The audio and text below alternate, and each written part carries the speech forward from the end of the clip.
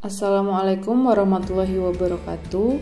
Berjumpa lagi di mata kuliah Aplikasi Komputer Universitas Islam Negeri Maulana Malik Ibrahim Malang. Pada pertemuan kali ini kita akan mulai belajar untuk mengoperasikan software Revit. Berikut adalah tampilan ketika kita pertama kali membuka software Revit versi 2022. Mungkin untuk teman-teman yang mendownload dan menginstal Revit versi sebelumnya akan ada perbedaan tampilan. Tetapi secara prinsip kurang lebih tampilannya itu sama ya. Di sebelah kanan ada yang namanya Recent Files. Ketika kita ingin membuka file-file yang baru saja kita buka. Namun kalau kita misalnya baru install, belum pernah buka apapun, maka yang muncul itu adalah sampel project yang sudah bawaan software Revit. Sedangkan di sebelah kiri kita ada dua pilihan, yaitu untuk membuka file yang ada di komputer kita ataupun untuk membuat file baru. Untuk Revit terdapat 3 jenis file, yaitu models, families, dan juga template. Models adalah project bangunan yang kita punya, misalnya ada struktur, architecture, ataupun sistem ya. Jadi misalnya ada rumah tinggal, kita punya rumah sakit dan lain-lain. Sedangkan families itu adalah item yang bisa kita masukkan ke dalam jenis models yang berbeda-beda. Misalnya ada di sini furniture, meja, kursi. Nah, meja yang sama yaitu satu file families meja bisa kita masukkan ke file models yang berbeda-beda. Gitu. Sedangkan untuk template adalah nanti terkait dengan setting ukuran, satuan unit, dan lain-lain. Gitu. Format ketiga jenis file tersebut juga beda-beda. Jadi kalau model formatnya itu .rvt, kalau families .rfa ya. Kalau template formatnya RTE. Sebagai permulaan kita akan mencoba membuka file sampel architecture project yang ada di recent files kalau misalnya kita belum pernah membuka file apapun sebelumnya. Nah, ini silahkan diklik ya. Cuman kalau misalkan tidak ada file sampel architecture di halaman utama, kalian bisa buka di file, lalu open sampel file, lalu nama filenya adalah RAC Basic Sample Project.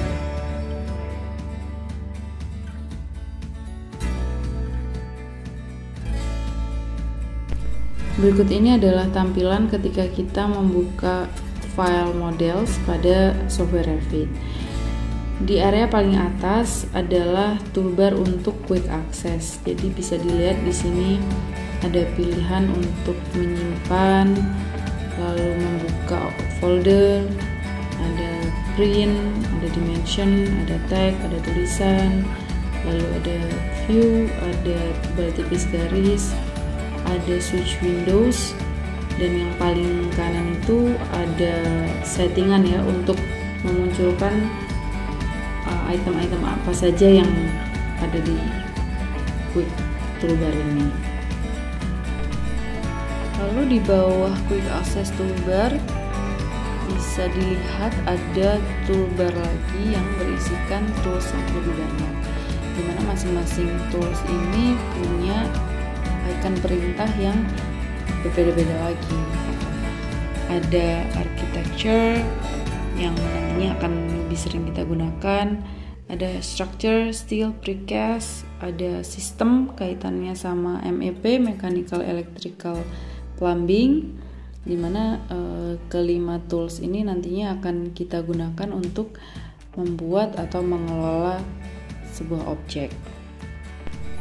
Tool insert kita gunakan untuk memasukkan file dengan format yang berbeda ke dalam Revit.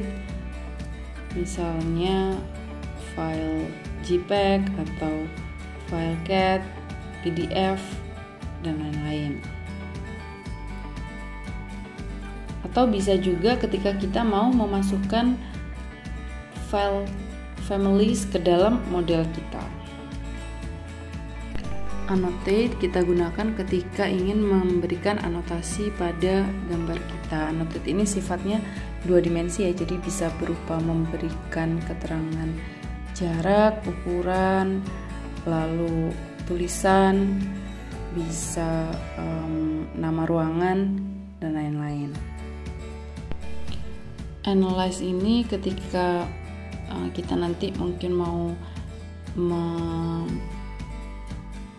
menghasilkan sesuatu yang lebih detail terkait green building gitu ya, analisa tentang thermal, pencahayaan, dan lain-lain. Lalu ada Massing and Site, ini ketika kalian mau memulai membuat project dari massing terlebih dulu, lalu ya ketika kita mau membuat atau menentukan site kita di project. Collaborate akan kita gunakan ketika misalnya nanti kita mau melakukan satu objek, satu kawasan, tetapi kita mau berkolaborasi dengan orang lain gitu ya di satu kawasan. View kita gunakan untuk memilih mau melihat model kita itu apakah dalam 3D atau dalam potongan atau tampak dan lain-lainnya.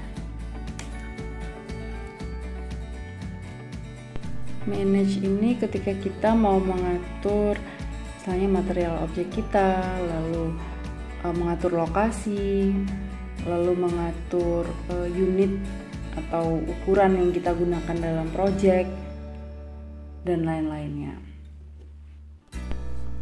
Lalu tab modify ini kita gunakan ketika kita mau memodifikasi bentukan dari project kita. Misalnya kita mau merubah bentuk atap atau bentuk dinding. Nah, perintah-perintah di modify ini rasanya hampir mirip dengan pada saat kita membuat atau mengolah garis di software AutoCAD ya. Jadi mungkin teman-teman lebih paham lah untuk tab modify ini. Jadi di dalam modify ini ada perintah untuk menggeser, mengcopy, merotasikan, lalu ada trim, align, kira-kira kurang lebih sama lah seperti software AutoCAD.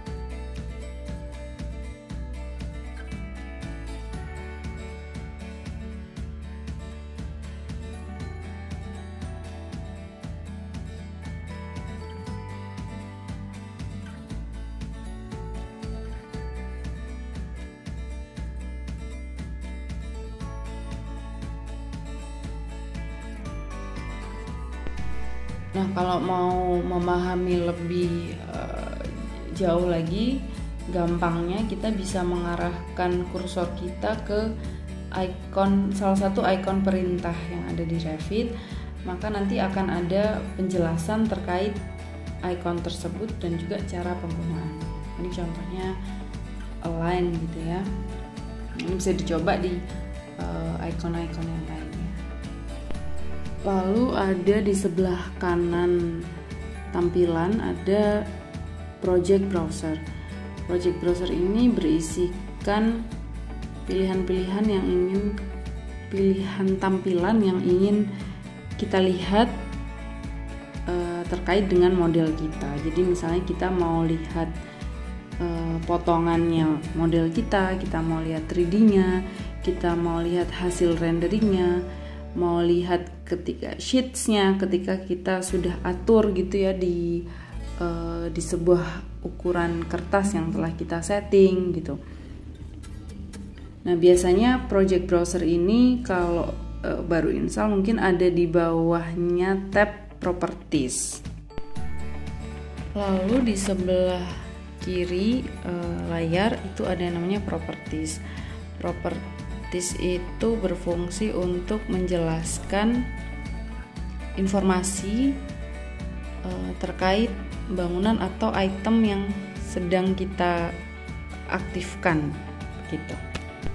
Nah, ini ketika saya mau melihat 3D kan berarti saya klik 3D ya di tab project browser. Nah, lalu ketika sudah masuk 3D saya coba klik atapnya, maka di tab properties yang muncul adalah data informasi terkait atap saya. Jadi mulai dari jenisnya, jadi ternyata itu adalah jenis metal panel, lalu ukurannya gitu ya, titik offsetnya dia posisinya itu ada di mana gitu ya, di apakah di roof atau di mana, di ketinggiannya itu berapa, lalu panjangnya juga berapa, volumenya berapa dan lain-lainnya. Ketika saya ganti klik dinding, maka informasinya akan berubah lagi di properties, jadi sesuai dengan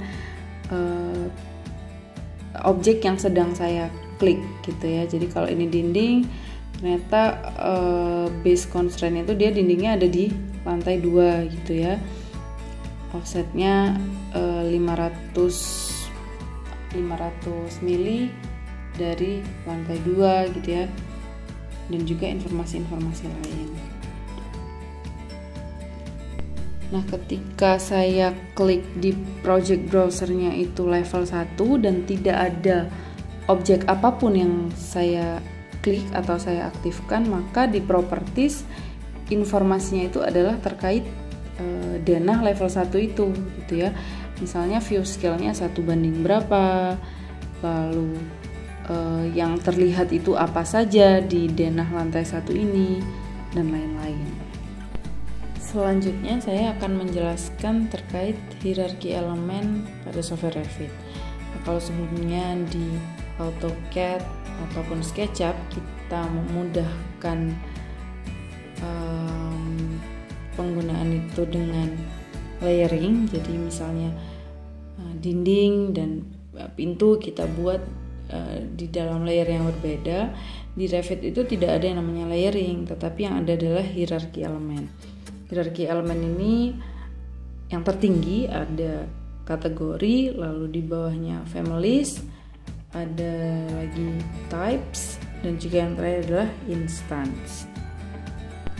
Contoh dari kategori ini adalah dinding, atap, plafon, furniture, lalu ada lantai, lalu ada tangga. Nah, pengguna Revit tidak bisa memasukkan kategori yang baru ke dalam Revit. Jadi kategori ini sudah di-define oleh Revit apa saja gitu.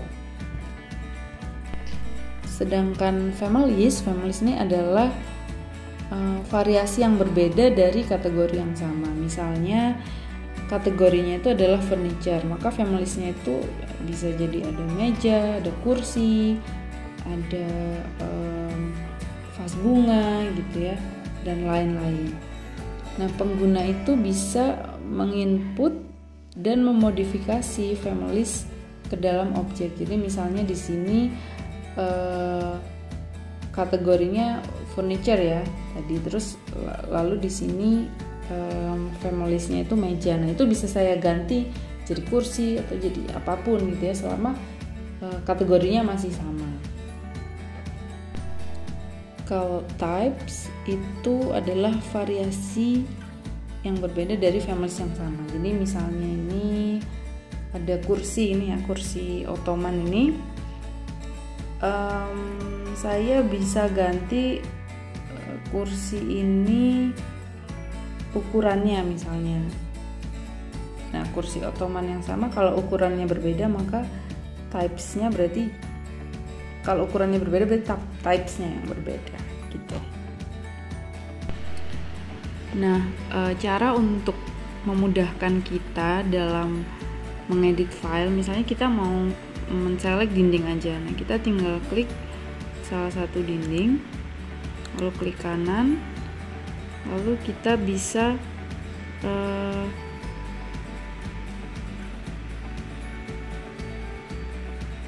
select all instance. Nah, di sini kita bisa pilih visible in view atau in entire project. Kalau saya klik in entire project, maka dinding dengan tipe families ini akan terselect semua gitu di seluruh project. Nah, kita bisa edit, misalnya kita mau ganti dinding ini dengan tipe dinding lainnya gitu ya, yang dinding eksterior ini, atau misalnya kita mau delete juga bisa. Nah, kalau tadi kita mau lihat sebuah objek itu kategorisnya apa, familiesnya apa, tipenya apa, ini kita bisa arahkan aja kursor kita ke objek tersebut, nggak usah diklik, nanti akan muncul tulisannya.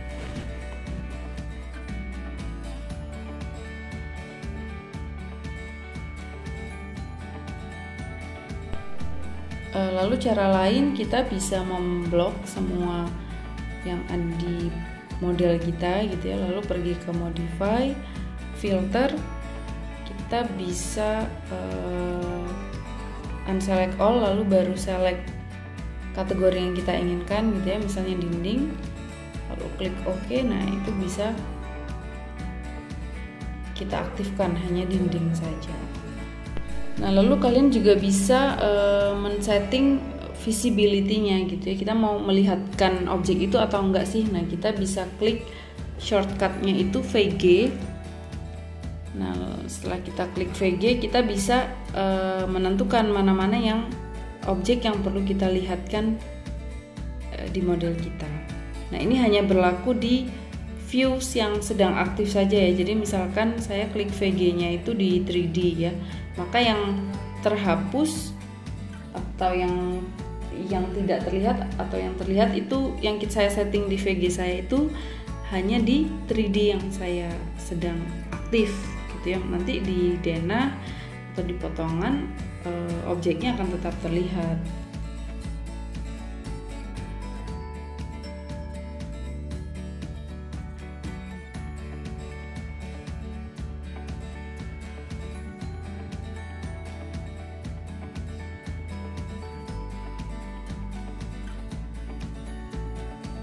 Oke, mungkin tadi saya yang tertinggal adalah untuk properties ya. Selain untuk menampilkan informasi terkait objek kita juga bisa merubah data objek kita itu melalui properties ya. Misalnya ada dinding saya, ini saya aktifkan. Lalu saya bisa lihat bahwa dinding saya itu base constraint-nya itu di level 1 tetapi offset minus 1200. Artinya dinding saya ada di level 1 tetapi bertambah panjang ke bawah sebanyak 1200 mm. Nah, ini misalnya saya ganti jadi 0 base offsetnya, maka dinding saya akan tepat base-nya itu ada di level 1 gitu. Nah, ini misalnya base constraint-nya saya ganti jadi level 2, maka ya batas bawahnya itu adalah level 2. Kalau top constraint-nya yang saya ganti jadi roofline, maka batas atas dinding saya itu adalah di yang saya sudah setting tadi ya, di lantai 2. Oke, saya rasa cukup untuk perkenalan software Revit. Terima kasih, akan kita lanjutkan pada pertemuan di video tutorial berikutnya. Wassalamualaikum warahmatullahi wabarakatuh.